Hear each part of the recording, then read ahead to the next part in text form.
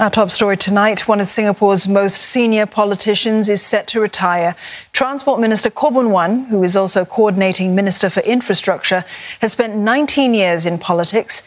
In a letter announcing the retirement, Prime Minister Lee Hsien Loong has described the 67-year-old's political career as remarkable. Gwyneth Teo with more. He's been described by some as a Mr. Fix-It and a firefighter.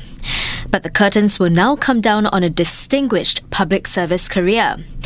In his letter, Prime Minister Lee noted that Mr. Khaw took on the most challenging jobs in cabinet.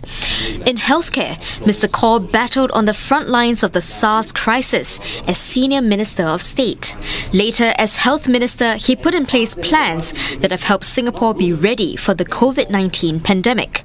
As National Development Minister, Mr. Khaw introduced policies to address concerns over waiting times and affordability of new public flats.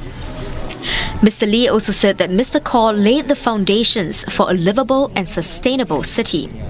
After the last general election, Mr. Lee noted that Mr. Khaw volunteered to take on what he said was a politically spiky transport portfolio at a time when improving MRT reliability was an immediate priority.